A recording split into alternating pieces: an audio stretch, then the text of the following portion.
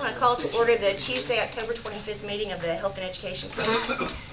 First, I'd like to welcome some of our guests we have in the audience, Dr. Anthony Kinkle and Lane Yoder with Motlow. They're going to be talking to us a little bit later. Item number 6, the Energy Council that we're going to be discussing regarding the school initiative, that's been postponed until November, the November meeting. So our first item up is the approval of minutes. So moved. Second. All right, all in favor? Aye. Very good. All right, Health Department report.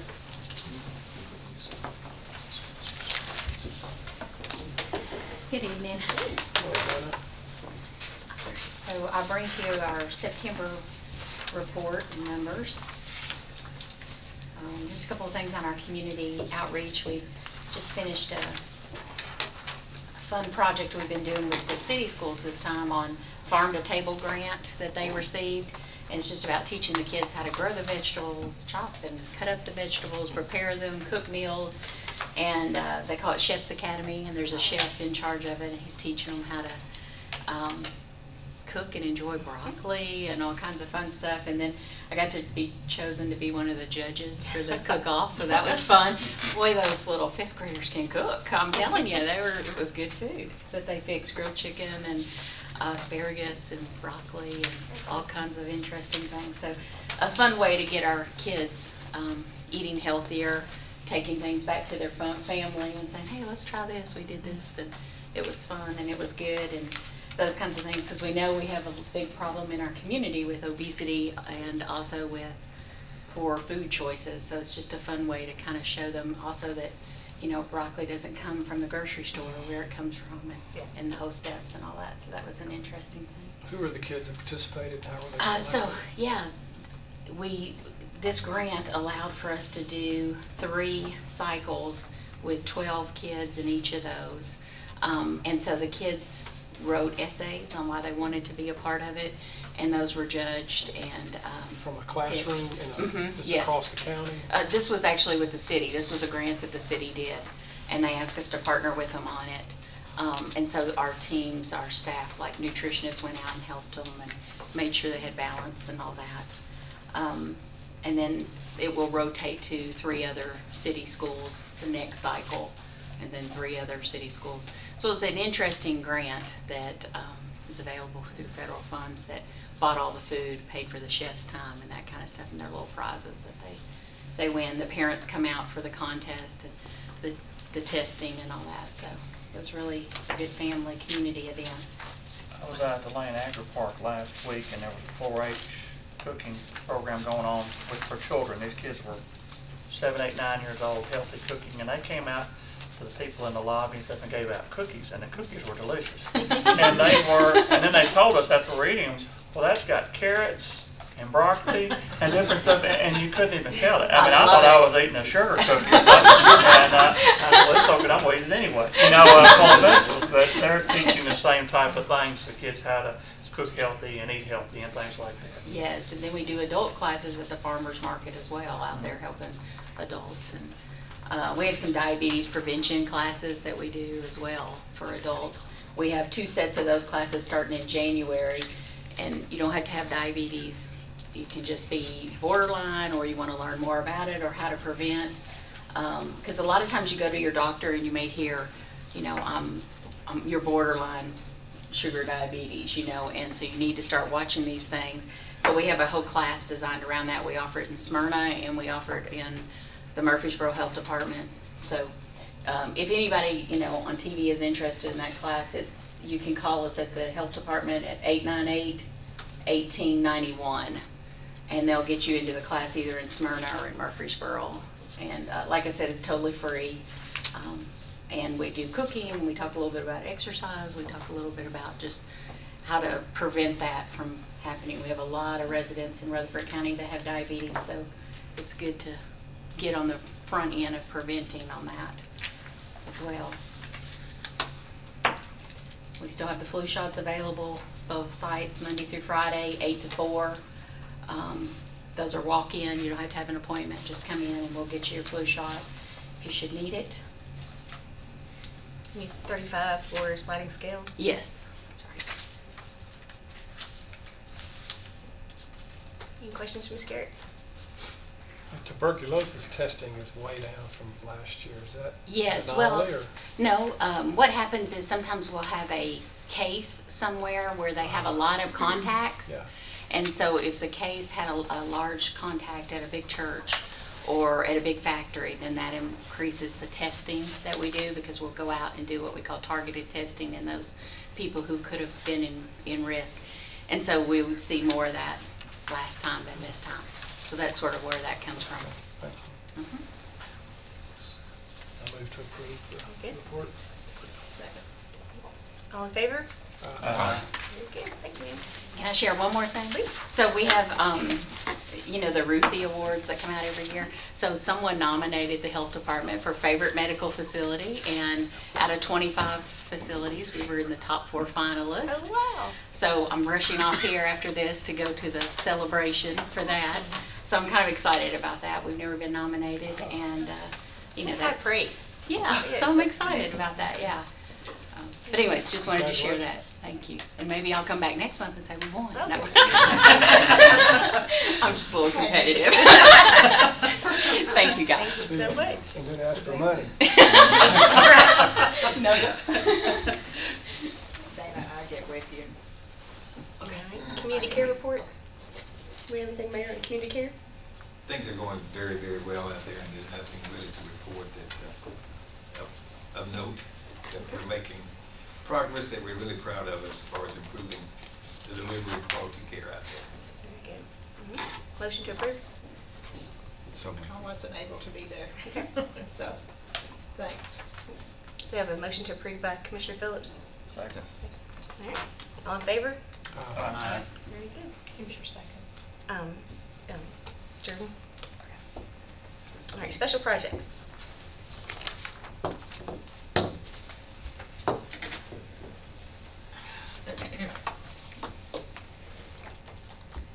I had several changes on this one. Okay. I did all the transfers that y'all approved on the commission meeting this month.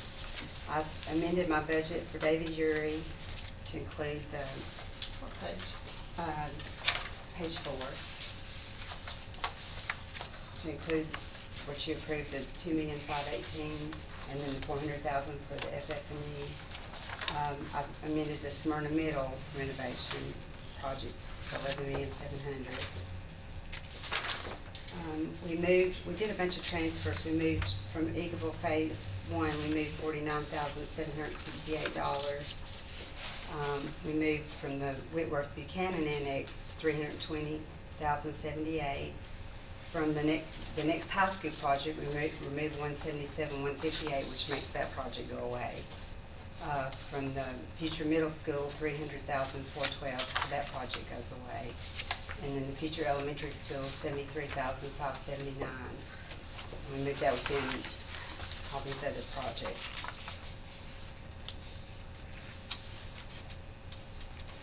And then I've done something to we've done a lot of work to the source of funds back there, the page 7, whether it means anything to you or not. But it's got the money, that we borrowed, that's in there now. It wasn't last month.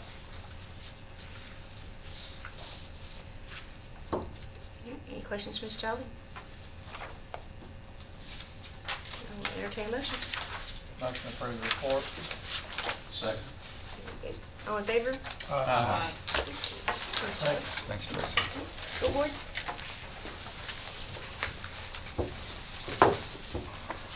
Thank you.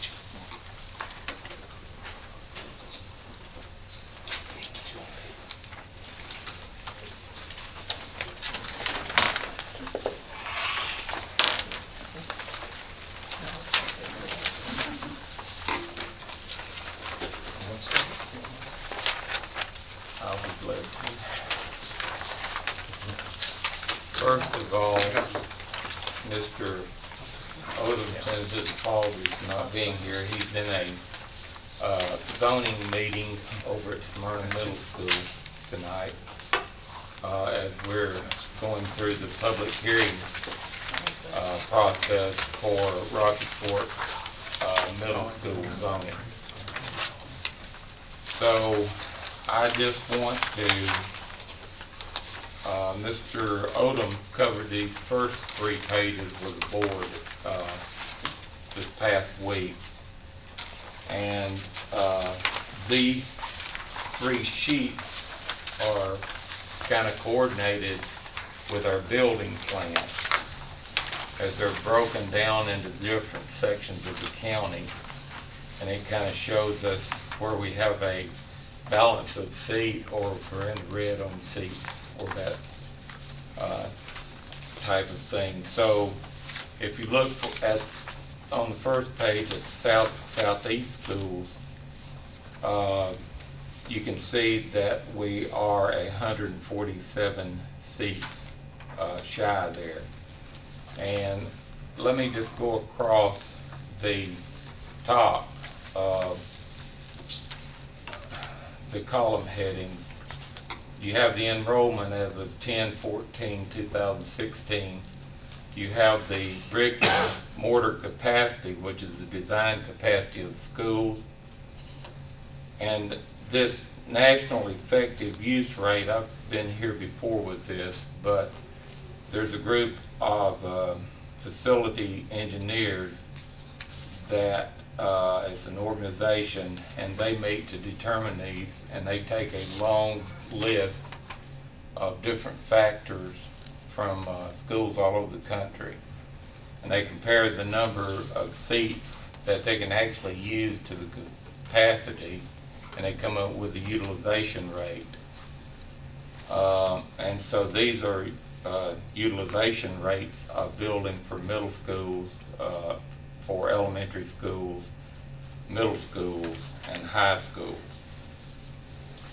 So the usage capacity then is that percentage rate times the brick and mortar capacity, and that gives us the usage capacity. Then you have the overage, which the negative number here is over and the positive number is under. So the classrooms, the portable classrooms, are not figured into this because the school board wanted to see the numbers without the classrooms and portable there, so we could get an idea of how many seats short we are if you don't consider the portable. How many portables do we have in use today? We have 143 portable classrooms. Classrooms, so majority of those being double, so. Well, those are classrooms. That I know, takes- but Yeah. so 70-something trailers, Correct. something like that, Yeah. if the majority of them are doubles. Yeah, we still have a fair number of singles, but Yeah. yeah, we've been buying doubles. Anytime we've purchased anything over the last 15 years, it's been double. But we have been able to not purchase portables since our enrollment peaked, our growth in enrollment peaked, and the money we had for 3 schools, we had to postpone Laverne Lake Elementary. That is the last year we have had to buy portables. Because with the additions and the new schools that are all Five, funded for us. something like that, been a long Yeah, time ago. yeah, right. Because we have made a concerted effort not to. What year? I think for 05, 06. 05, 06. Mr. Clardy? Yes. If a school has a national effective use rate of 81%, for instance, for that school that brick and mortar is not able to be fully utilized? That's right. In Because other of words, its- because of the makeup, there's a bunch of different Yeah, I don't want to things. get too. It's core capacity, it has to do with the class sizes for the state, it has to do with the requirements for the subjects, it That has is to a do big with part. the socioeconomic makeup of the school. There's just so many Okay. factors in there. And for instance, if you have capacity brick and mortar of 1,000 and the utilization rate is 900 or For 9. 81, I mean, we're. Right, exactly. So 190 seats, not quote not usable, because the only way that the actual capacity rate breaks out is if everything's perfect. with this rate being a new, or new to us, part of the education and advancement in thinking in school design, Right. is this same rate used in designing our new buildings? To make them more proficient, or is it a matter of economics can change and demographics can change? Well, to increase these numbers, for instance, you would have to increase the cafeteria size, you would have to put more bathrooms, make a larger. So it's future design, we can use this. Yeah, we could increase those core capacities and things. And one of the issues is the state requirements keep changing, so you never know what it's gonna be next month. I mean, that's the way it's been for the last few years. So if you've got 10 classrooms, and some classes, some courses require maybe a maximum of 20, and some maybe 25, then you're gonna have different efficiency out of that. That's So, correct. so you may not be able to utilize all that, whereas if you could just put 30 people in a class, but that's not Or if allowed. you're required by the state to offer a certain course, but you only Well, have have 3 15 students. students in that, you've got 15 seats in a 30-room classroom that is not being used. And the different pullouts that we have for English language learners, special ed kids. And we've started into our designs now. We're taking some of the larger rooms, like the 30 by 40 rooms, and we're making those with partitions in them that can be taken out at a later date if the requirements change. So we may be getting 3 or 4 smaller pull-out rooms in one classroom. So we're trying to be flexible and raise the utilization rate as high as we can. I don't mean to be skeptical, but I'm sitting there looking at this, I guess I am meaning to be skeptical, because Oakland Middle is one of our newer schools. It's opened in 2010, and we built a school for 1,000 students, but it's got a national effective use rate of 81%. I can see that on a school that's 25, 30 years old. Maybe we didn't have the forethought and all, but we've been building schools to modern standards. This is one of our newest schools, and according to the use rate, we're only supposed to be able to fit 810 students in that school, but we are serving 1,107 today, That's according right. to this. So, I mean, this may be perfect world numbers where you would like to get down to 810 students, but in a growing school, you know, program like we've got, I see these as being very unrealistic numbers. Because Well, we don't and- live in a perfect world where we can pick a, Right. I can see on a school built in 1972 having an 82% rate, but on a school that's 4 or 5 years old, 81%, I'm having trouble. I don't know who came up with this chart, but there's 1,107 students that got an education today at Oakland Middle, and they're telling us we can only house 810. So 297 kids came out of there and learned something today, hopefully. Right, You know, and You've most also of got those six, are you've in got 6 portables. portables there too that are. Most Yeah. of those are in portables. Yeah. Madam Chairman, I mean, following up with what Will said, just look at Rockville Middle. We got 955, and they say 810 is ideal. We've only got 2 portables out there, and we're managing 955 students. I mean, the same thing, Rock Springs Middle, we've only got 3 portables, and we've got 1,100 students out there, and they say 810, again, is ideal. So it's a good, another measure, another good data point, but I think Right. credibility is yet to be determined, quite honestly. Well, I have gone through the entire system, and I did this a couple of years ago, and balanced these with the portable numbers. And they both balanced out very accurately on our students. And the way the principals thought that they were crowded or not crowded matched up very, very well with all the numbers that we used. Now that we've always kind of thought that between 80 and 85% was a little, it's actually 75 and 85% for middle schools was a little low for the utilization rate. So we've used 81 instead of the 80 average. We've taken the average of all of the utilization rate. But if you go in and apply everything to these portables, we're really pretty balanced throughout the system. And I know it sounds odd, but it's just factual. You know, we sit here and approved the school in 2008 to be open in 2010 or somewhere in that ballpark, open the middle, and we were tasked the school board and funded the money for a school with a capacity of 1,000 people, 1,000 students. And now all of a sudden, we've got a school with a capacity of 810, you know.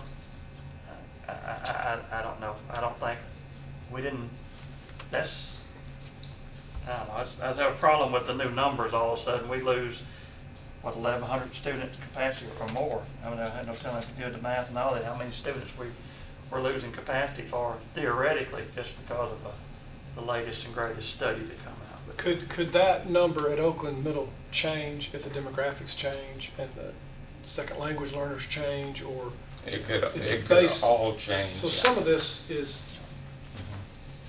I could see where there's some credibility behind the numbers that we're not going to pick up on. But that's a moving quickly. target, you know. I mean, that number Exactly. could change year to It is year. moving. You know, I mean, So- And that's exactly the reason we're constantly moving portables every year, to meet those numbers. If you take those 6 portable classrooms, for instance, and if you put 20 students in each one of those classrooms, that is going to be pretty much where you're going to get your 11. But I mean, it's crowded. At the even, if you put 1,000 students in 1,000 core capacity school, you're going to be able to feed them. You're going to be able to pretty much put them in the restrooms and things when they need to. But it's going to be very, very crowded in the school. I've got an issue with the architect. If we're not designing a school and paying for a school for 1,000 students, and all of a sudden you're saying, well, you can't really put 1,000 students in there, because we're supposedly paying for a school to put 1,000 students in. Right. You know, and that's what I think I'm supporting when I say, hey, we build 1,000 student school. I don't think the school ought to be full at 810. I mean, maybe, I do understand the needs in Right. classes and things like that, but I'm bogging you down. I apologize. Go ahead. That's Well, okay. it shows us that our school system has done a wonderful job. Very, very efficient, I mean, this is tremendous return on the investment, the way they've been able to actually fill these schools and overfill them with just a small number of portables. So, They're to a great extent a victim of their own success. yes, but they're doing a wonderful job filling those schools up to capacity. Well, I was looking at the numbers a little bit differently this morning, and I looked at from the year before we opened Oakland and Whitworth Buchanan, we are up close to 2,000 middle school students. So essentially with Rocky Fork opening next year, the timing of that was good. When I looked at the same number for high school students, the year before we opened Stewart's Creek High, which was 13, 14, 13, 14. we are up 1,953 students in high schools as of this morning. So essentially we have filled up Stewart's Creek, and you know, if you average things out, we've got another full high school, which I've got bring us to the color sheet. Yeah, I've got a full report on the way those numbers are calculated and Get it off the internet. You get it? but this is You went to a a, conference for this, didn't you? no, Where it was presented? yeah, Yeah. it's, I'm not trying to make you justify your knowledge, Gary. I've got a world of respect for everything you do, and I wasn't trying to browbeat you about that. Just a little disheartening to me that on a newer school, our numbers are getting pulled down by those percentages. You know, Right. John Coleman, that opens, the new school that opens in January, I guess it is, does it have a core capacity of 650? it does, And and why maybe is a little that? more. Why is that? Why didn't we build it to the size of the rest of them? We didn't have the property up there to put it on. It's a very, very small area up there. as a matter of fact, we had to get permission to infringe on part of the city property, infringe on it with our water retention and those types of things. And we had to get special permission. The Corps of Engineers had all of that property next door. The city had it leased from the Corps of Engineers. So if you remember, I don't know if you will or not, but we fought for 6 months to just get to kind of weasel in over on that property to get what we needed for the state requirements for that property. And we do have 15 portable classrooms currently at John Coleman. And we'll be getting Yeah. rid of those in December and So moving that that's to the other some of these piece. other areas that we're needing. Yeah, but my question is similar to what Will just brought up. Why are we building schools that, when most of them are $850, and we're building one for $650, knowing that in all probability that it's going to be overcrowded next year, year after, one or the other. And it has to be I believe that the numbers at John Coleman have actually been stable for some time. Can't grow because nobody can build in the lake. Right. So it's, we felt like those seats were needed in other areas besides there. And that school is about 2/3 the cost. There are some parts that we will be using, but most of it will be alternate. We're using preschool rooms and then the old small gym that we had there that was on the last edition that was just done to John Coleman. We're reusing that area too for the preschool stuff. And the size of John Coleman's one we just added on to. we just built it. It's a new school. Yeah, we're building a new school. On the parking lot almost. Yeah, okay, yeah, but it's on that same site. Mhm. That's what I'm Right. sorry. Yeah. That's So, The new. we could have the new bought more part is land, 650, but, huh? yeah, The new Not part. there. it's a jigsaw puzzle. Yeah, it's a Not there. puzzle. Yeah. Yeah. Okay. It's the old base school. It's just, you all make really, really good points, but it's a very difficult thing to balance. Yeah. It really is. I don't.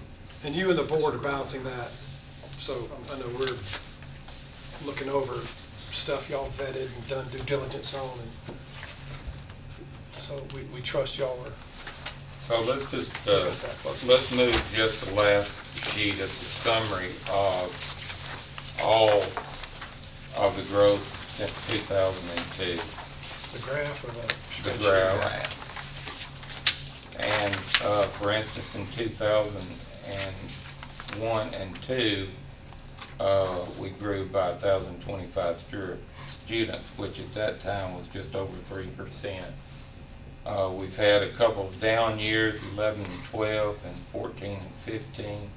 11, 12 only grew by 468 students, which was less than 2%. And on 14, 15 grew through by 359 students, which was just over 1% growth. And as you can see, this year already, we're at 1,017 student growth from last year at this time. So,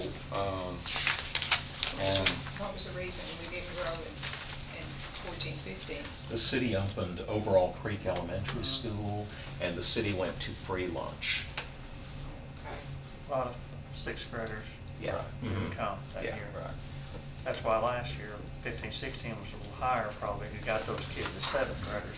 Right. They've transitioned in. Now, actually, this percentage would change as you go across because, you're adding Yeah. Right. 15, Students. 16,000 students Right. over the term of this. Right. Oh, This yes. thing, yeah. so that, Mhm. 1,000 students was Yeah. probably more than 3% It's more back then. 4%. Back then, but Yeah.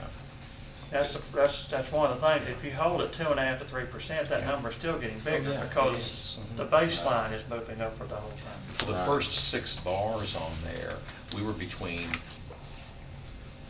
4%. Because look at the diamond, blue diamond. That shows where the percentage lay that year. So we were between 4 and 5.6% growth for those 6 years. we're grateful to have 2.5%. Not long we're gonna be sending you students. We were so hard pressed, and y'all were so hard pressed to fund the schools. So on our first sheet, these are divided into sections, different sections of the county, and it kind of shows us the growth. It's very difficult to assemble the information on the permit, where all the building's going on and all those things. We've had Shane Morgan working on that, and we still do not have the type of report that we have confidence in, that we have everything covered. So we're just not using those at this time. And hopefully we'll get those refined someday so that we can use that type of report. This building plan is what the school board passed at their last meeting. And we have this meeting once a year to set up we call it the 5-year building plan, but actually it's been our experience that when you get out past 3 years, about all you have are placeholders, because it's hard to trace the dynamics and keep up with them out past 3 years. So, Jeff, you want to take this and go over? Sure. Well, one of the things you see here, and the reason Mr. Odom prepared this first sheet, again, you'll see we have some multiple middle schools and all that. We're seeing growth, a good rate of growth in 2 different parts of the county. Not parts where we can really rezone from one school and shift everyone over. But right now we are seeing those growth patterns, and that we put these schools in based on that. We have 4 parcels of land that we're talking about on this.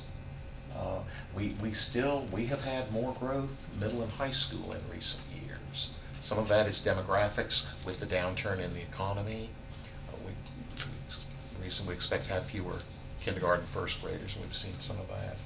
But we are seeing growth in several areas. We think we really should open Rockvale High School in August of 2019. We will have another 2 years of growth in our high school students by then. Where will those high school students come from? San Diego, I mean, which other high schools are going to have to be shifting students to Rockvale School? Well, primarily Riverdale, Blackman, and Stewart's Creek High. Just some shifting in that on that side. The board did move up the Siegel High addition. We may need to try to move some shifting between some students between Oakland High and Siegel. We're kind of there. We have to be very careful because of the socioeconomic factors when we get into rezoning between Oakland and Riverdale. So I hear you. Riverdale has got 2,000 students in it right now. Right. Mm-hmm. So, I mean, they're comfortable. I mean, we made those several classroom additions previously, because they got much beyond 2,000 already once upon a time. Yes. Mm-hmm. Yeah. So they're still comfortable. Yes, they're still comfortable, but we think another couple more years' growth. We think we will be ready for that high school for 2019. One of the issues that we do have too is when we rezone and start cascading kids from one high school to another one, the board has historically left some of those children there because they've been there maybe like a year finishing. So they set a deadline after those students so that all of those areas will be moved into the other school. So, it's We saw not, that with Stewart's Creek recently because we had students, they were grandfathered back to Blackman or Right. Smyrna, and now it's full, because Yeah. this is the year 4. right. Well, it's tough, you know, families grow up in neighborhoods and people don't stay as concentrated as they used to. It used to be somebody lived in a certain side of town, maybe for generations, you know, and, you know, I went to Oakland High School, but my kids was on for Siegel, you know, and stuff, and, you know, a few more years, maybe another school somewhere would be something different, and people aren't happy when they change, and older two children go to one school, but it's part of living in a, not old days when we have Central High School anymore. And a growing. This is incorporated. Furniture, fixtures, and equipment. Let me just read the bottom lines on these numbers here. I want to make sure everyone knows. If you move down into 17, 18, you're talking Rocky Fork Elementary, Siegel High Addition, and then land for two school complexes and 1 3-school complex.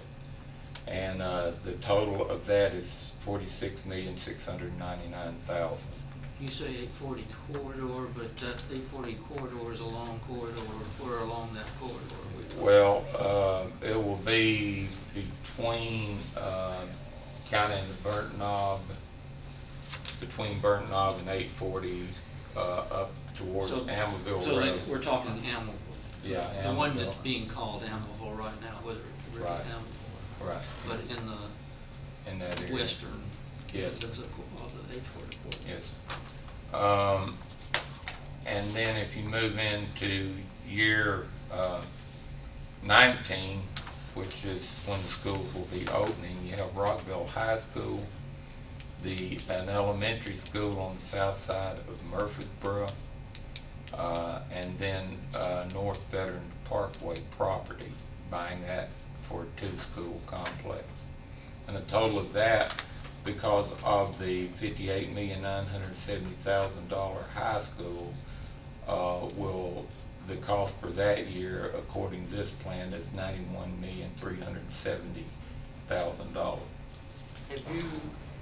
Are y'all staying in touch with Murfreesboro? Because I know when the Shelton property was annexed and rezoned, there was mention by the council about a new elementary school being built there, and they, of course, recently bought the property for the new West Side Murfreesboro Yes. City Park and so on.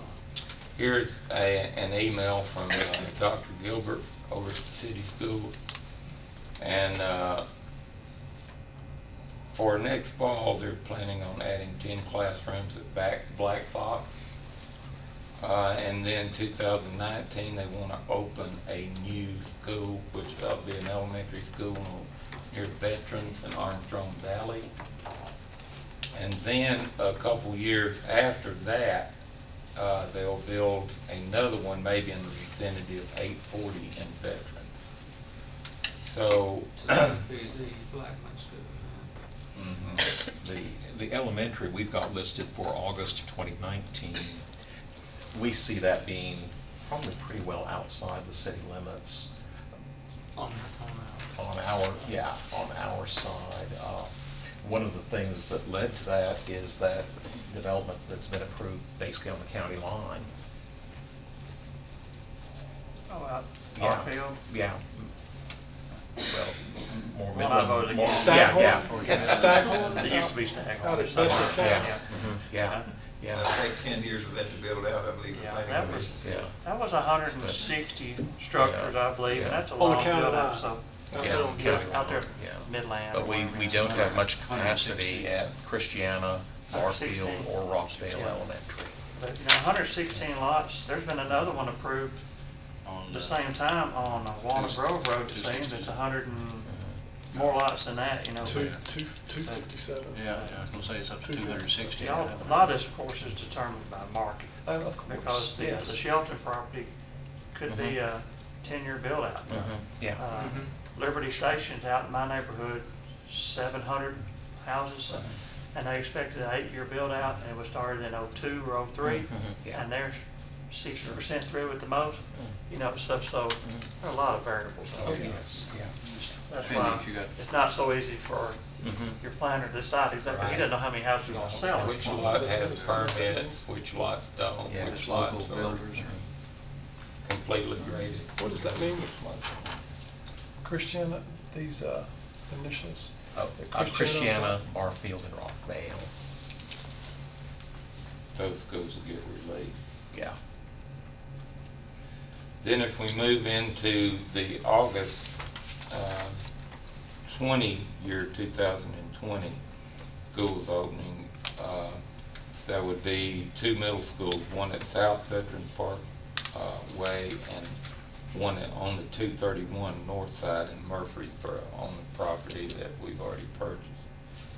And the total for that year is $88,664,000. Then on schools opening August 21st, the Almaville Road Elementary School, Almaville Road Middle School, and the Oakland Middle Annex. And the total for that year is $87,685,000.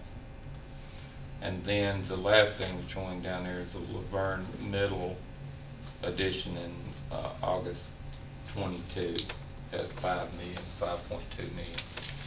And we don't need land for that No, we don't need land. It's there. one. We got 30-something acres of rock. So it's, you know, it's living, breathing document. It's dynamic. We just have to keep chasing it all the time to try to keep our hands on it and around it and our brain around it. And after you get out, after 2 or 3 years, who knows? But we just, we want to just make sure that we keep you informed on what we think our needs are so that you don't get hit with any surprises.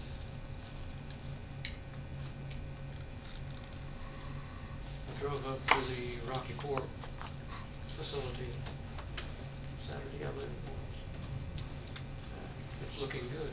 It's like they're getting the walls up. We're getting ready to start brick on some of these sections next week, and I believe we had 78 masons on the job today. And I think we don't have to worry about it sinking. No. Good foundation, good foundation. You know, you're talking about the Rockville High School and the numbers out there. Of course, the city's in the process of annexing property out that way, right across from where the subway and all is. They're talking about anywhere from 150 to 200 houses out there. Going out that far.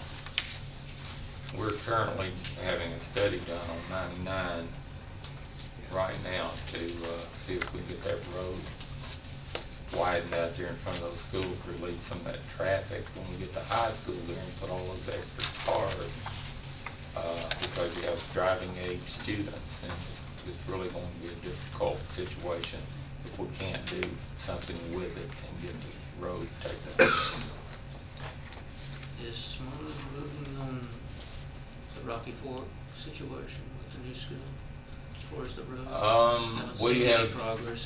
they haven't started doing any road, but we do have all of our tie-ins coordinated with them. What we're doing on our site, there's a couple streets on site that we will be perimeter roads that we need to get our kids in and out, and we will be putting those in per their specifications so we can turn them over to them. I was thinking they were gonna improve Rocky Fork some. They are. We're going to have to, what we're going to do is basically kind of temporary some stuff in that they can use, and they've got some other roads. There's a bunch of streets that are coming in there, and we've had to locate our entrances and things to keep from interfering with those. but that whole area through there is going to be totally reworked at some point by the city. And also, the interchange there at 24 will tie into all of that. Of course, that's what they said about Stewart's Creek too, and still the same wagon road 10 years later, so. Well, that's right. And the reason I've been given that Poplarwood hasn't been upgraded or taken care of is there's a very difficult water situation which they would have to, it's so low through there that if they built a You're talking road. about Beatty Swamp? Yeah, that's it. It'd be tough for them to get the water off and get it drained away from there, which is, as you know, turns into a difficult situation some now. I see that more as an excuse for the reason.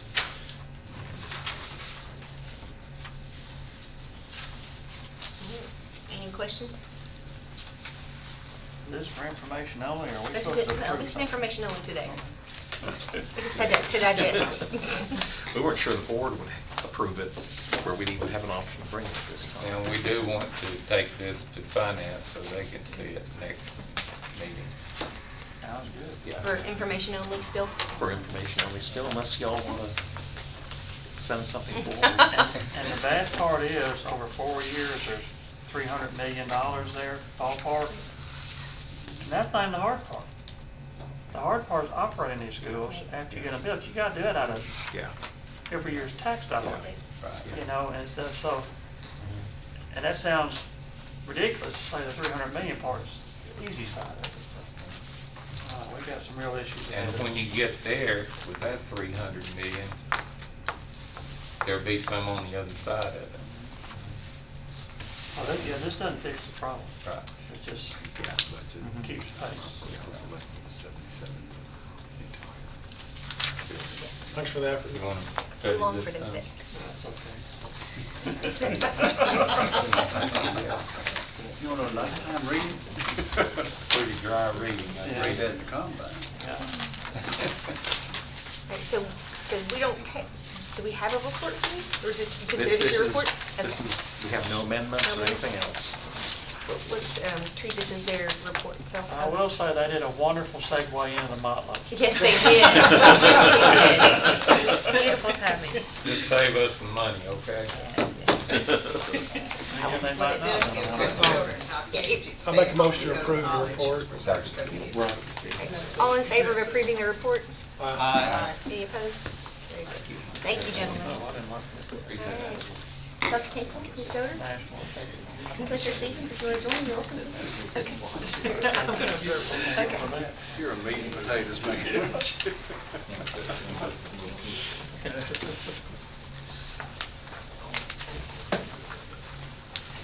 I have one chair.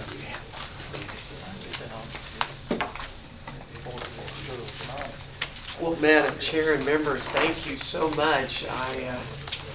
So honored to be here. Commissioner Stevens, thank you for suggesting that we come in front of you. Madam Chair, last time we saw each other, we were judging a scholarship pageant down at the Tullahoma campus. It was enlightening, wasn't it? It really was. It really was. I think you've met Lane Yoder, our director of the foundation. So she's joining me here as well.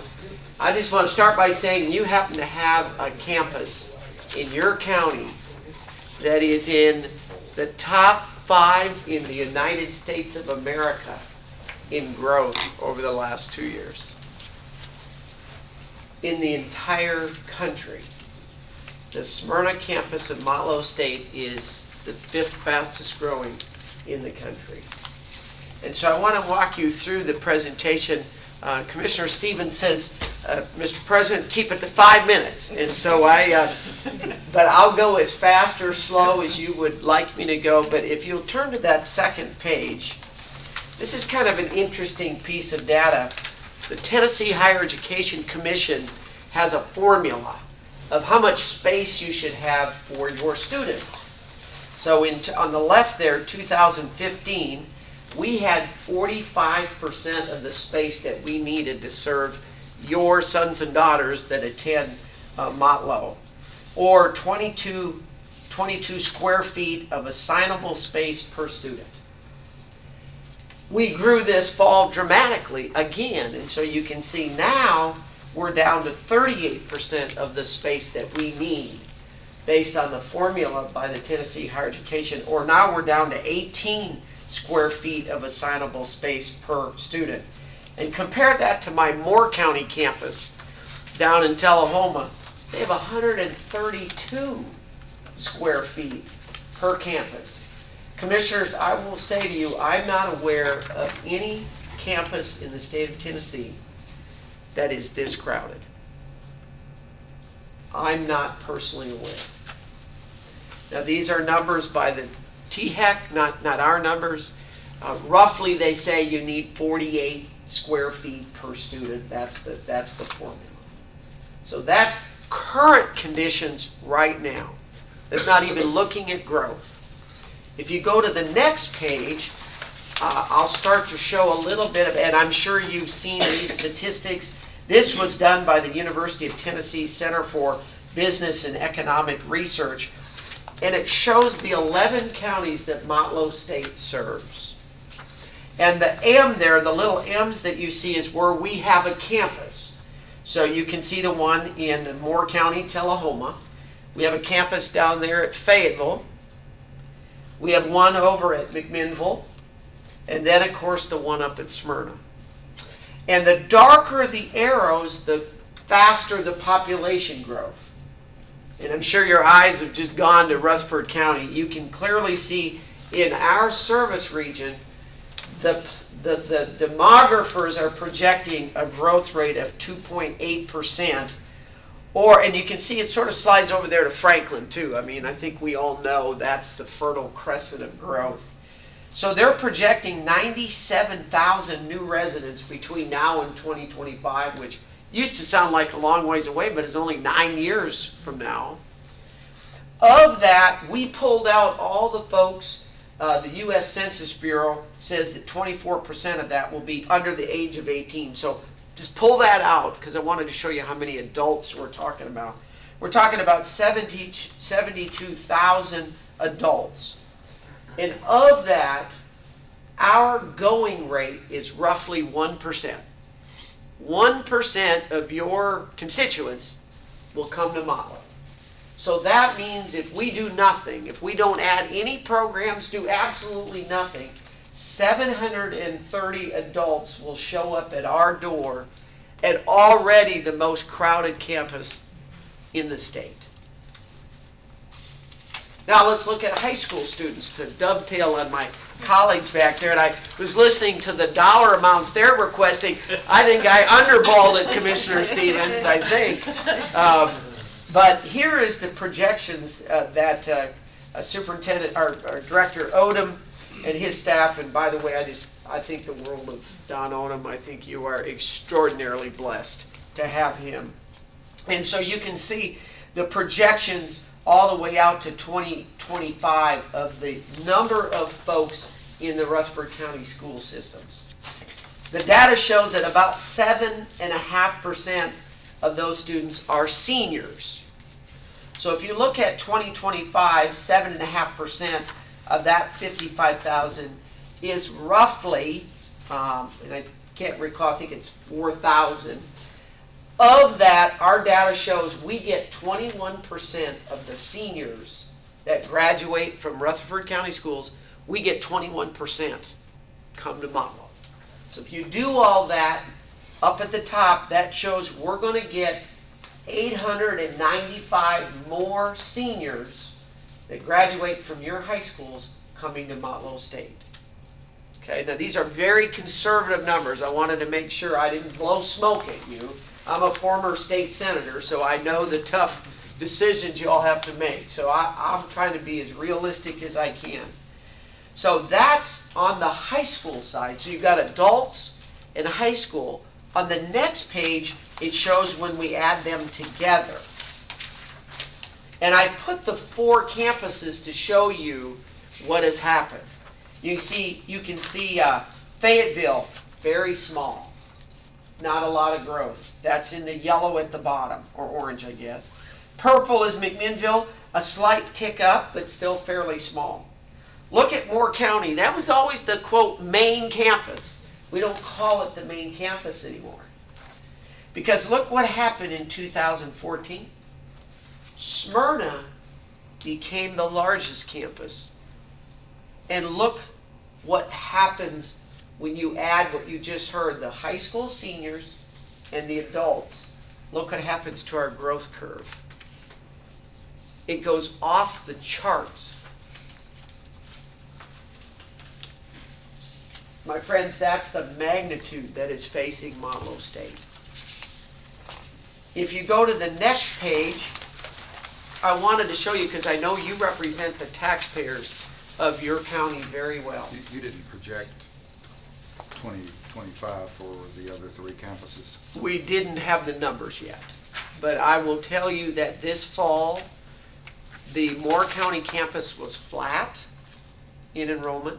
Fayetteville was up 12%. McMinnville was up 3%.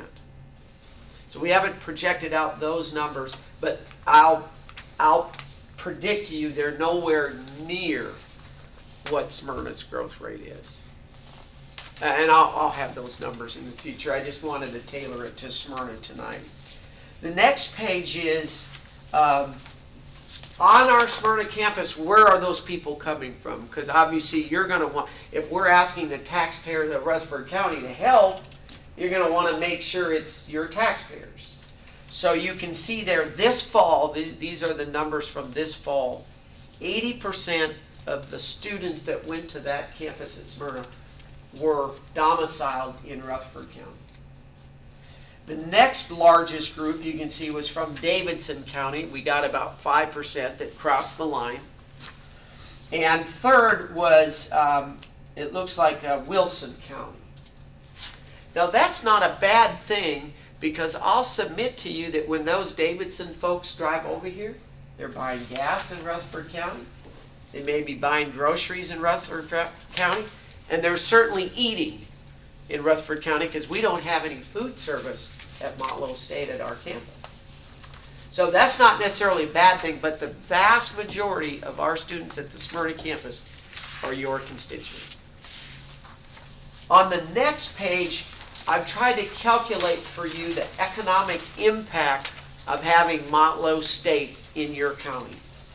And this study comes from, we think, the best in our industry, the Economic Modeling Specialists International. They do this across the country. And this is a direct quote. They say, for every dollar that the federal, state, and local taxpayers spend on America's community colleges in 2012, so I'm even using a little old numbers is what I could find, society as a whole will receive a cumulative value of $25.90 in benefits for every dollar. So that's over the lifetime of that student that you help, for the 40 years that they'll work, and what all the faculty and staff and their labor, their spending, all the construction, all the economic activity, they calculate to be $25 a dollar that you invest. So if you look down below, I've put there, this year, this fall, we'll get $17 million, almost $18 million in tuition from the students. We'll get $11 million in state appropriation. Let me just say that when I was a senator in a different state, but those numbers were exactly opposite. We used to get 2/3 of our dollars from the state, 1/3 from your children. Under our watch, that is completely flipped. So that's the reality now. 45% of our students at Smyrna, so I divided that out so you can see $8 million roughly is generated in tuition dollars at Smyrna, and about $5.2 million of state aid comes for that Smyrna campus. If you multiply that by the multiplier over the next 40 years, the economic impact by you all having that campus here is $346 million.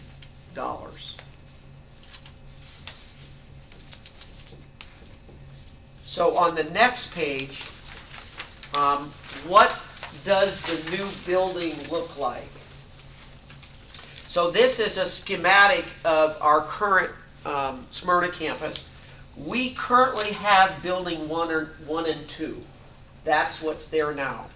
What we're asking for is building 3. The Tennessee Board of Regents has made that its #1 priority for the data that you're seeing. They made it the #1 priority in the state, the Board of Regents. And we're competing with all the TCATs. Has made what the #1 priority? That building number 3. That building number 3, $27 million. TBR has made that its #1 priority In the state. in the state of Tennessee. TBR is committed to propose funding building number 3. They pay 90%. We must raise 10%. That's the TBR policy. Have they got the funding in place? If you have the 10%, are they ready to go immediately, or is that still, they've still got to scratch up the funding for it on their side too, I think. Yes, we have But to. it's their #1 priority. It's their at #1 this point in priority time. at this point in time. Now, the governor has to put those dollars in his budget, and the legislature has to put their dollars. And I can assure you, I'm working with your legislative delegation. Obviously, the legislators of Rutherford County are supportive of this project, and they're going to make sure that it gets in there. But not being a legislator, I can just tell you, nothing is for sure until the governor signs the bill, right? But that building 3 is what we're after. Eventually, we'll need building 4 and building 5 because of those growth rates. But right now, it's building 3. Now, I want to show you the city of Smyrna is anting up as well in a couple of ways. If you look to the far left where it says existing overflow parking provided by Smyrna, literally that was a gravel area with a fence. And so I went to Harry Gill and Mary Esther Reed and said, could you just throw your old tailings in there and just flatten it out so that I can add 50 parking spots? Because right now I'm hiring security guards to break up fistfights for parking spots at my college. I don't have any. I don't have enough. They said, sure. So they put in about 70,000 over there to do that. I can count that towards this match. So anything you give to us in kind or dollar, I can count towards this match. So the city of Smyrna is anting up. They're also, I think, going to help us with a new entrance. Right now in that college, we only have one way in and one way out. And I'm very worried if you had a shooter or we would be landlocked. We couldn't get people out. So you can see that Smyrna. Also, you can see at the upper right where it says existing overflow parking on the grass. We literally have taken a football field of grass, and that's where our students park. We can't. There is no other spot. So we would like to build that building 3. Now the part of this, if you can see, if I can show you, this piece right here. Does everybody see that piece? Right now, that's woods. That's owned by the Ridley family. We have begun some discussions with the Ridley family to try to purchase that because long term, if we don't get that, we don't have the parking. And there's a little box here. You can see the right corner. TBR calculates that for every 80,000 square foot of building you add on a college campus, you have to come up with 750 parking spots. So we've got to add 750 parking spots somehow. So we're beginning those discussions with the Ridley family now. Isn't it funny how when they find out a government entity is wanting to buy land, mysteriously the price goes up? And it's the same folks who complain about their taxes and then sort of jack up the price of the land. But we're going to do the best we can. That's an area. And the parking on the right corner, that's woods right now. That's just projected. We're going to have that at some point for parking. But that's woods right now. So what we're here tonight to talk to you about is to not only ask, I'll say beg, for your help. So the next page shows sort of an artist's rendering of what this will ultimately look like. The 2 buildings, you'll see that little lake there, which they're proposing, it's not really there until it rains, and then there's water out there. But right now, those are the only 2 buildings on our campus. By that lake, that's the new Mary Lou Apple building that we just dedicated. I think Mayor Burgess might have been there. I know the county was represented. And then the old original building, those 2 are there. The new building we're proposing is right there on the left. 78,000 square feet. The minute it's built, it will be full. The moment it's built, it will be full, and we'll be working on the 4th building. But you sort of got to start there. So that's sort of an arduous rendering. It will allow us also to do a second entrance. We think the city of Smyrna is going to help us with that second entrance. So there'll sort of be a flow in and out, which will be much safer for us. If you go to the final page, this body was incredibly generous in 2012 and 13. And you donated about 1.9% of the cost of that Mary Lou Apple building. You anteed up, you stepped up to the plate, and you gave us those dollars, and we hope that we've been wise stewards of the taxpayers' dollars that you entrusted in us. We're asking for actually slightly less than that in this round as a percentage of the building.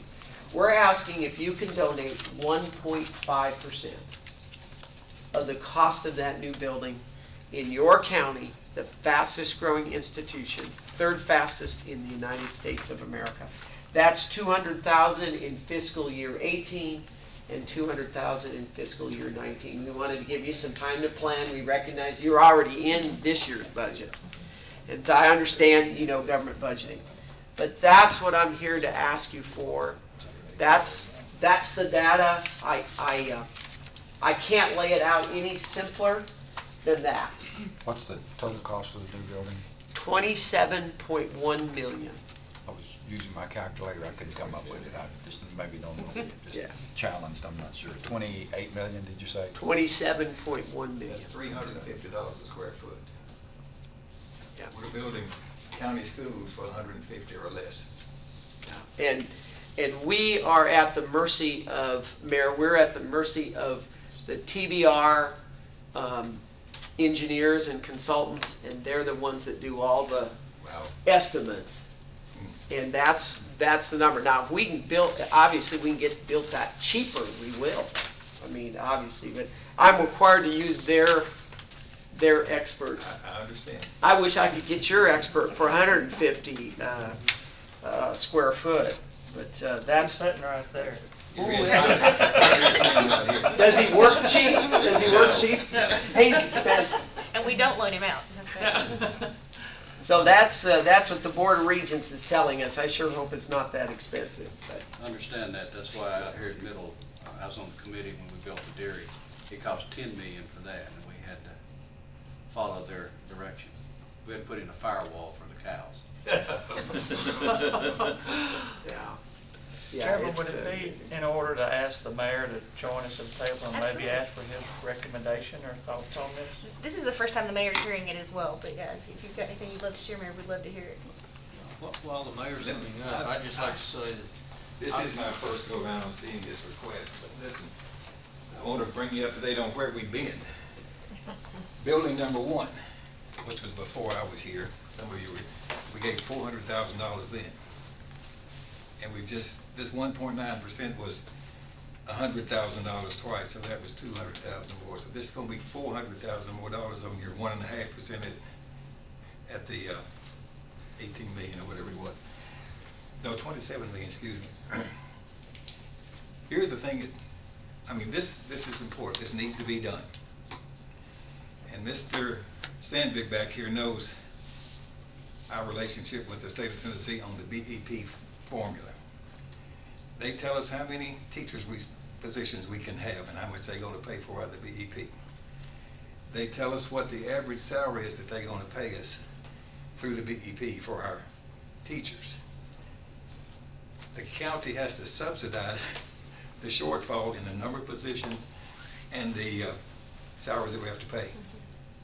I believe, Mr. Sandvik, that $32 million a year has to go into our property tax to pay for this additional money, but the state won't help us with.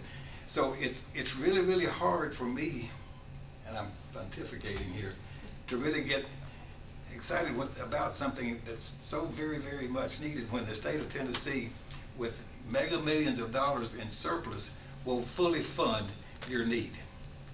And they won't even come close to fully funding our operating needs for our county school system.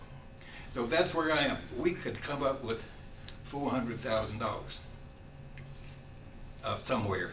And I think we need to ask our finance director where that money best come from. But if we're going to push it on the burden, whatever we come up with, you've heard this proposal on how many new schools we need, and Mr. Jordan has told us what that's going to be operating cost-wise, how many dollars that's going to require us to feed. This $400,000 will have to be new money, just because of the way this process is going to work, that is put on the burden of our taxpayers. Yes, they're going to benefit, and yes, we're going to give a couple of thousand more people an opportunity for an education, which all of us support. So that's just sort of my take right now. I just like for us to think about this, and I'd like to ask Lisa to help us decide what is the least troubling way to maybe find the money if you folks choose to do this. Now, Mr. Sandvig, did I exaggerate those numbers? No, not at all. So Mr. Sandvig, he created one document that we've laid on the table of the people in Nashville that shows the deficit of funding in just those two areas. Not to say that not one penny of capital is reimbursed or paid for any of our county schools by the state of Tennessee. Not one. So that's where we are. And I'm not trying to be overly dramatic or negative. I just want everyone to see the big picture. I'd like to say, I've been participating in the mentor program for the last year. All those students are going to Martlow.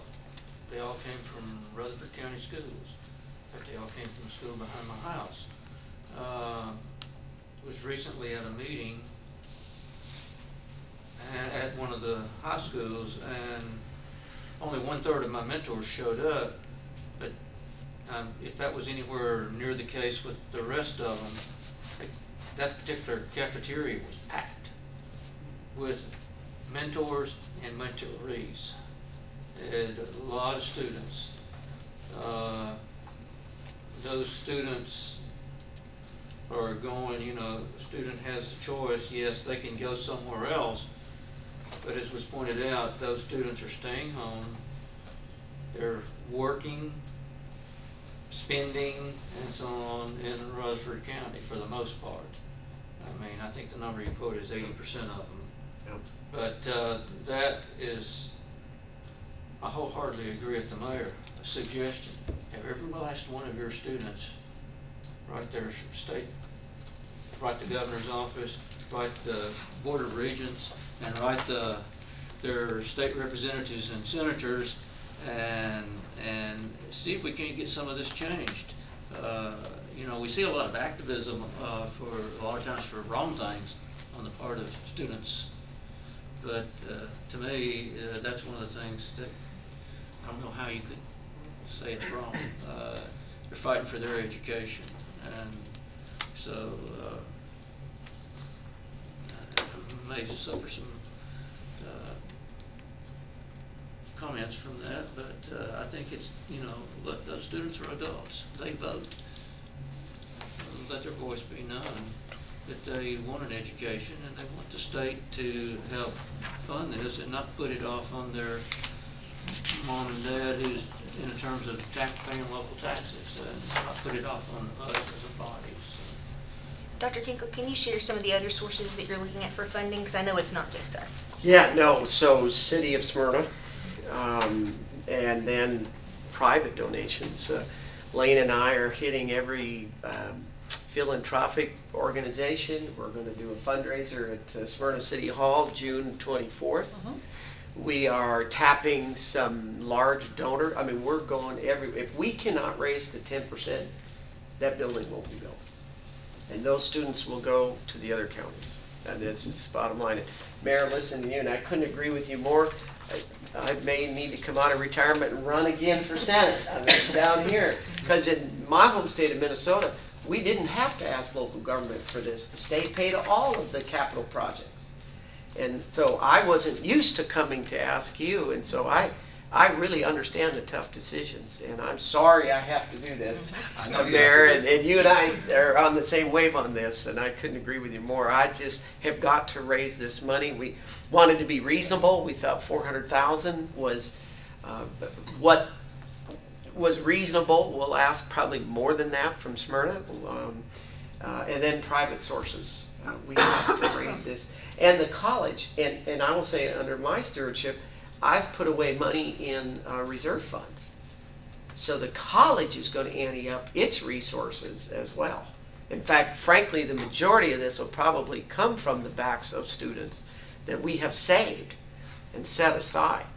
So all of the above, Madam Chair, because we just have got to get this done. If these students have to go elsewhere, I mean, $340 million impact of having that campus there is huge for your economy. Commissioner Gurley said those students could go elsewhere if they so choose. I won't disagree with that. I think a lot of those kids, Motlow's their only hope. Well, that's There are right. a whole lot of kids. I agree with that too. I agree. That don't have the means, if and they're they're on forward- waiting tables and doing what Yeah. they can and still living at home. And thanks for the governor's initiative with the money now that helps him do that. And I don't know if I'm ready to vote for $400,000 right now, but I will say that Motlow is a whole lot of students out there only hope. They're kids that can't get into MTSU either academically or financially, and they're between the partnership, they're starting there and they're getting their college degree, either 2-year or 4-year, starting and finishing at MTSU and all. And I don't know where they'd be without the facility in Smyrna. And there is a large number from Motlow that go on to MTSU, because I see that number, and I talked to President McPhee, and he's very supportive of Motlow, and talks about the partnership you have there and the way that those students do come on from there. So it is, it's twofold, where it's working within the county and going that direction. You're exactly right. A lot of these students are working students. They're It's their only stay-at-home hope. students. I had a parent there, and the parents, this parent's really taking an interest in their student. They're guiding their student, his son through the process. And the situation's changed over the last 30 years. Used to be if you had a high school degree, you could go out and make a good career in a lot of places, but a lot of places you can't without certain degrees or certain training and all. And I don't know if you get a job at Nissan without some sort of degree anymore. I don't think you really do. can. Yeah. You know. And we're the #1 feeder for MTSU. Motlow State is the #1 feeder school. We're also the #1 producer of trained workforce for the auto industry, Bridgestone, Nissan, all of that. And we're moving into healthcare. The Rutherford County Chamber has a healthcare commission, and they've asked us to start a medical lab technician program at the Smyrna campus. We're starting that this summer. I heard about that just Yeah. last week. So we're not just transfer anymore either. We're workforce based. We're trying to respond to the workforce needs of Rutherford County. And we'll do the best we can. We cannot do any of that without this building. And you're Mr. Clardy had something to add? Yep. I just want to say that I'm a graduate of the Motlow campus in Tullahoma or Lynchburg. And when I started my engineering degree late in life after I was 30, I hadn't been in school for 12 years. I went to TTU. I had a really tough struggle there getting through calculus and physics and chemistry. I went back to Motlow and Tullahoma. They bottle fed me. They taught me calculus. When I came out of there with the 2-year engineering degree, I went straight back to tech. I didn't have another problem and went straight through and graduated with a civil engineering degree. So Motlow is a very valuable resource for the locals. That's excellent. Great testimony. There's one other point that I was going to make that I think is unique to Motlow, and that is, MTSU, the universities, they have very strong alumni bases that they can draw on. And a community college just simply doesn't have that. And I know that is one of the pieces that you're working at building, and I know that's already in the works, but it's not a ready resource that they can go to that, a university can. And then I also looked at some of the numbers today. I think 71% of your students are on the Tennessee Promise, is what I saw today. Yeah, if you count both years, we're in the second year. Yeah, That's huge. absolutely. That's huge. And we're the number one, we're the number one school in the state at retaining. Yeah, I the saw promise. your- We retain 87% of the students that walk in on the Promise. Is that, what's your overall graduation rate? Is that the right term in your, what's your overall rate of completion? What is it depends on the program. Nursing is 100%. Mechatronics is about 95%. General, just liberal arts, liberal studies, we're approaching 40%. And that may sound low, but for a community college, because 65% of our students are working 2 jobs. So they're working and trying to get through school, and it's not like mom and daddy are paying for it. They're not staying in a dorm, they're raising their own families. And so our graduation rates, takes us a little bit longer to get them there. But we're doing very well in that category as well. Hopefully this is a yes or no question. The training academy across from Nissan, are you affiliated with that in any way? We partner with the TCAT at Murfreesboro. They run that, so we don't get any funding for that. We're not, but we partner in that they'll send some of their graduates into our mechatronics program to get their associate's degree. So it's kind of like a continuum. But the new facility that's being built in Smyrna, the new technology center. That's what I was that's being referring built? to, Yeah. that new. Right at the plant Right at at Nissan. Nissan. Mhm. Yeah, no, that's the TCATs. So Motlow is not affiliated with that. But will their students come to your place for the Yes, continuing? yes, they do. Yep, they send their mechatronics. They do sort of the As you first just part. described. Okay. Yep, and then we do the second half. Wish I could have got some of that money they got for that facility. Are you approaching Nissan? Oh, yeah. Yeah. Yeah, We will be. yeah. Commissioner Stevens had something to add as well. I have a couple of questions for Dr. Kinkle. First off, will you talk about your class schedule and how often you have classes over there at your current facilities? Yes, sir, Commissioner. So with the space challenges that you see, we have to be innovative. So we have now classes all day Saturday and on Sunday after church. We never have classes during church time. But so we're staffed on Sunday, Saturday, we go 7 days a week. We also have shifted as many classes onto the online format as we can. But as most of you are, not all of us like to learn that way. We sort of like a teacher in front of us. So there's only so much of that we can shift. So we shifted, we go late into the night, and we also now start classes at 6 a.m. So we try to catch students before they go to work. So we have to utilizing every square ounce of those 2 buildings and the time slots that we have, Commissioner. But we are literally, as you see, we're literally at the point where I think we'll have to begin to ration spots.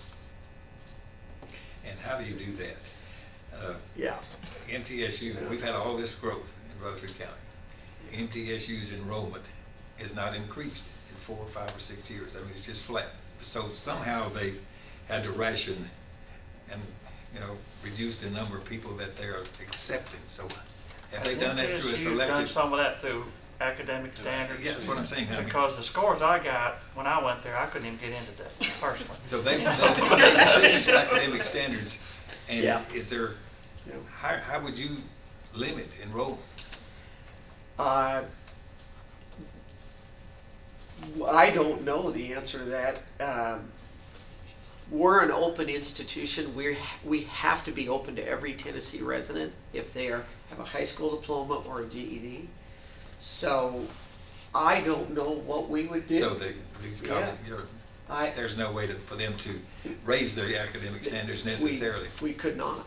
And you could begin to jack up the tuition, and I guess accept those that could afford, but then you disenfranchise the middle class kids, which we don't want to do. I mean, we're desperate for help, and But you're not turning students away yet. We are not. I'm proud to say that we've been able to accept, with all these modifications, we've been able to accept and service. And we're also partnering with the high schools. Have a great partnership with Laverne High School, which is, you know, a stone's throw. We're doing some classes over there. They're also bringing some students to us under dual enrollment. And that's the best deal, I just want to say, from a taxpayer standpoint, because as a taxpayer, you get a double bang for your buck. They're getting a high school credit and a college credit. So Motlow's engaged with Rutherford County. They're wonderful to work with to try to do as many dual enrollment courses as we can. We have a big program at Oakland High School. We're starting an Academy of Health Sciences at Siegel High School, so that some of this credit can be done in the high schools before they even come to us. So we're branching out into that as rapidly as we can. That also helps you graduate them quicker. And as a taxpayer, Yeah. you're getting them through quicker, Yeah. yeah, and into the workforce. We had a senior from from Laverne High School last year, had a year of college when he graduated from high school. Yeah, absolutely. And had another one, almost another year. So, And what is the time frame for the projection of this, all of this money to be raised, and when would construction start? I mean, I know you like for it to start tomorrow or soon, but what is a practical time frame that you're thinking about this taking to actually get your money together and get this started? If we can show TVR that we have raised the 10%, the 2.7 million, our consultants have done the preliminary work.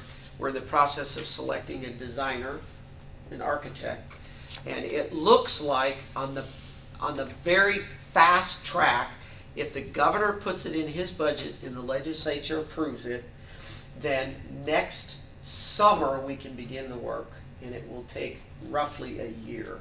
So we're still, even if on the best of occasions, we're looking at fall of, this fall is what, 17, 18, fall of 19. And I was just asking that, so that would give us possibly 2 fiscal years for which to make a contribution, whatever they may choose to do, right? Yeah, that's correct. So that's why we asked for it in the fall, we asked for it in 18 and 19. Yeah, Yeah. I didn't Yeah. read that So carefully. as long as we can get it. So your fiscal year is the same as ours? Correct, yeah, July 1st to, yeah. So we're on the same we're in fiscal year. Okay. Yeah. All right, so Do you have any questions? The bottom line is that they are out of space, and those students graduate from there and become nurses. They go to the mechatronics program, they go work at Nissan, or they go on to MTSU. This is a great opportunity for us, and I'm very careful with spending money, but sometimes you can be penny wise and pound foolish. And if these students don't have the opportunity to go there, they're either going to go to a different campus, possibly one of the other Motlow things, or they might go to a different county or a different state to go to school, if they even go. And I think that the economic impact that this is going to have in the future is definitely worth investing some money in this. I'm not sure that 400,000 is the number or what we can do, but I do believe that we should send something to them. They do great things here in our community. We're really blessed to have such a great place like this in Rutherford County. I do think that we would be pound foolish to turn down the request and then contribute nothing. This is going to be a great thing for our future, and so I would ask that you send to the Budget Committee a request for at least part of this money, and let the Budget Committee look at the numbers with Lisa Nolan and see if we can do this and how much we can do. I think it would be a great thing for us, and I'd hate for us to miss this opportunity. We have a little bit of time before we have to make a commitment, but while it is fresh on everybody's mind, I think it would be good for budget to at least hear Dr. Kinkle's presentation, if you are comfortable with that. I make a motion to that. I'll second that. So Make a that'd motion to do what? To send it on to to send budget it- to let. Just for review. Review this Uh-huh. with budget. But then it comes back to this committee It'll for come a back to this decision, committee for a decision. for a recommendation to or a send. recommendation at next month or at sometime in the near future. Probably not gonna actually appropriate any money until the next budget cycle anyway. In 17, 18. They probably need to know we've committed so we can, because Yeah. whenever the legislature comes in session, the governor will start putting his budget together, and that'll be here into December, January, I guess, maybe, or so. So we've got We've got a little time, we don't have a whole lot of time, Right. you know. And one of the problems that the governor and the legislature don't see that the local community sort of antes up. Those other counties in their community colleges get those dollars from the state. So that's the challenge we have is, because No one is even close to the growth that you're having. no one Not is even close, not even close, Not but funded, th- send it they're all back. making strong cases for their schools, but yeah, no one's even close. We know they do. Yeah. I'm thinking that, I'm not sure that sending it to the budget committee is premature. Without us having some type of decision. What if we send it to the budget committee and it comes back here and we say, we're not gonna do anything? The budget committee's got a full agenda, always, and I'm not sure that maybe this time of year that they do, but I'd like to see us make a recommendation before we send it to budget. What would that recommendation be, in your opinion? I'm not sure it'd be anything. But just trying to crunch some numbers, and I'm just not maybe as astute as I should be at it, but you're asking for 1.5% of the total funding, and but if you look at what we actually have to raise, which is $2.71 million, you're actually asking for 15% of that $2.71 million from Rutherford County. That's what you're asking for, if my Of the numbers are match. correct. Yep. 15%, and I'd feel much more comfortable with something less than that, something like 1% of the total budget, which would be $135,000 spread over a 2-year period of time. And if you're looking for something that would, and we're willing to do something, that would be something much more plausible for a commissioner like me, than the 1.5% or 15%. If you get that down to something in the neighborhood of 1%, which would be, once again, don't hold me, I'm using my phone calculator, and it'd be like $135,500, which would be 1% of the total spread over a 2 years. 2-year period I of think your time. math is correct. So $270,000 over 2 years, is that what? No, he's saying 135 now. $135,000 a year. Each spread year. over Oh, 2 so years. it's 270. 1% of 27 million. So it'd be 271,000. Well, you know, a few years ago, MTSU came asking us for $1 Chairman. million, and we gave We $200,000. gave I'll pull my motion if he $100,000 wants a to year, make a did we different not? motion. For 2 Lisa's years? checking it, I don't remember the second year. I think they asked for it, and I told them we hadn't approved the I think that second was- year. Let me just, if she pulls her motion, you pull your second, I'll make a motion to recommend to the budget committee the county funding 1% of the total, or $135,500 over a 2-year period. Now, wait a minute. For a total Is of. it two? You just changed. No, $135,000, But over 2 $135,500 over a 2-year period. Each Per year. year. Each year, I'm sorry. year. Okay, so a total of $270,000, okay. 271,000. I don't know. I 271,000. understand what you just said. I don't know where the $500 came from. but- 271. 227. 271. Oh, is it 271? That's 1%. 271,000. That's We have to 271,000. raise Between 2.7 million, so Between 1% 2 of that Is is is 270. Actually, you would, 271 is what is the figure that I came up with. 271,000 is 1%. 271,000, which is 135,000 each year for 2 years. That's my recommendation, my motion. I withdrew my second, she's withdrawn her you motion. got any motion now? Do we have a new motion? Need a Waiting- second. I'm waiting on a second. Commissioner Phillips was going He did, he made the motion. That was his motion. Made a motion. I'm waiting on a second. I'll second it. Let's do a roll call. Okay, the motion is to recommend to the Budget Committee for the Motlow Building 3 project, $135,500 per year for 2 years, or a total of $271,000. Correct. Commissioner Cook, Yes. Commissioner Dodd, Yes. Commissioner Gurley, Yes. Commissioner Jordan, Yes. Commissioner Phillips, Aye. Commissioner Reed, Yes. Commissioner Allen. Yes. We get you a little bit. Well, thank you very Yeah. much. My hesitancy was, that it not be more as opposed to Mine too. less. So, Thank you. I thought it was only 130,000 total, you know, and stuff, so that was, what, we got 54% or something like that of the, I think so, or more, you know, so. After we hear from the finance director, we could okay. see her thoughts as well, but, It 'cause it could won't- always be amended on the commission floor or Right. whatever. Right. And Commissioner Stevens was very convincing as well. Yeah. I consider him a very frugal I want person. Commissioner but- Stevens but- to But the mayor's. have a serious discussion initial- with our Smyrna legislative delegation. Yes. Yeah. And the state, I mean, it's all just, you saw what we just looked at before you stood up. Yeah.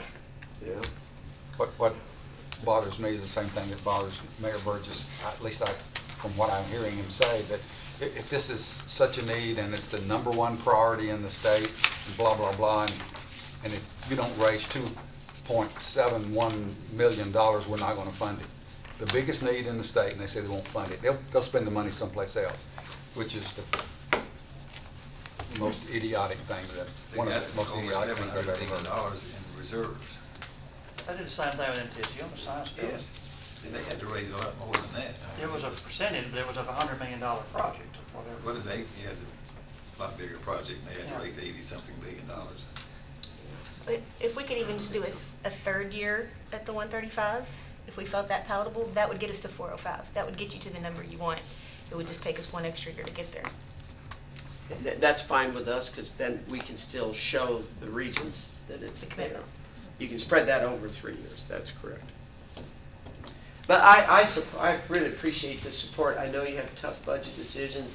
I'm doing the best I can. I certainly wish I didn't have to ask you for this, but I'm going to fight hard for my college, and thank you so much for your time tonight. Madam Chair, appreciate it. Commissioner Stevens, thank you so much. Mayor, thank you. School board What you're showed doing. us, Thank you for your leadership. school They're board very showed us persuasive. $300 million over the next 4 years they're gonna need. And we may be able to trim that back some, but even by half, we're still talking about $50 million over the next 4 years for school board's request, and that doesn't include Operating. any of the other departments in It the takes a county. few $1 million of additional You know, operating money every year. It takes But $4 million But I to mean- open a new high school. when I went to school, And then kindergarten. every year wasn't- thereafter. Reoccurring. Yes, When sir. when I went to school, kindergarten wasn't included. It was privately done back then. And kindergarten has been for years now, part of the educational process. And now we got pre-K in some of the schools now. And going beyond high school is part of our responsibility, in my opinion, at least supporting that, you know. So I don't think we can just say, hey, we got through 12 and take them and go. I think we need to step up and participate where we can. It's a changing world. These kids need more education than they used to. One good news is you don't have to worry about any operating with us, so. But we- It's a one-time thing. we You need remember you- that, Robert? Don't you? Yeah. We need you to keep us informed as Joe and I to went, how you're who still uses making Slate. progress with Yeah. respect to achieving your goal. Okay. We don't want to put our money in unless you've sort of got all of this cobbled together. Yeah, we'll do the very best we can Does that for need to our be students. part of the motion? Well, I mean, I don't An know, but- action. Did you hear what the? I think we've got time to work on that, but I mean, Yeah, okay. He hasn't made it through budget yet, so. And should this fall apart, God forbid, we certainly would not keep the money Yeah, from the that's county. So just rest assured, if we can't raise this, shame on us. I mean, really, third fastest growing campus in the United States of America. I sure hope we can raise it in our county. So, Dr. Kinkle, would you be available to come back to speak to budget? Anytime, yeah. What is Do you know that? when that meeting is, by any chance? If it goes on Mr. budget, Jared will tell you right now. November 10th, Okay, 5:30 in this room. in this room? Okay. Well, I'll make it happen. I mean, yes, if that's where you want me, absolutely. Lynn, can you Yeah, make that? I've got it, I got that. Okay. And then the following Thursday will be the full commission. If whatever recommendation comes out of the budget committee, I think you want to be there too. Yeah. You know? Yeah. I'll probably continue to request this amount, and whatever y'all can give me, that's, thank you so much for your time. Well, and I just have to publicly thank you for just your leadership at Motlow. And I think I've told you before, your leadership is contagious. Your enthusiasm for that campus is contagious, and it couldn't be in better hands. You're building a great team, and I just have a lot of respect for everybody at Motlow. Thank you, Madam Chair. I had a question I forgot to ask earlier. Your Smyrna campus is 10, 12 years old. When did y'all Gosh, what start? was that, I mean, 2004, I believe? 2004 or 5, I thought it was. when the Are first there any building- plans for additional campuses? I mean, Williamson County's growing, Wilson County's growing, and stuff. I didn't know if, and that might help some of the workload, although 80% of your students are from Rutherford County in the future on the Smyrna campus, because, 20 years ago, nobody thought of at least I didn't think of 25 years ago, a campus in Smyrna. So I was just wondering if there were potential for additional campuses forward or anything in the works like that. Well, the Board of Regents defines our service area, so we have to stay in those 11 counties. But I can tell you, every county's asking me for a campus. I go down to Shelbyville. They want a campus in Bedford County. Franklin County wants one. I mean, I'm telling you, I get begged by counties, please put a campus in my county because of these economic numbers. And my response is, 4 is all I can afford because I got to focus on Smyrna. I can't even take care of the needs at Smyrna. So I'm saying no to everyone until I can get Smyrna in Rutherford County adequately staffed. And don't you see that as becoming your primary campus at some point? It is. It's already 1,000 more students here than Moore County. But to be the main campus? I think the next president of Motlow will be headquartered in Smyrna. Okay. Now that politically, I will tell you, where I live, I've had to make a lot of tough decisions to shift resources to Smyrna. And the folks at Tullahoma aren't necessarily pleased with that. But you've got 1,398 feet per student over there.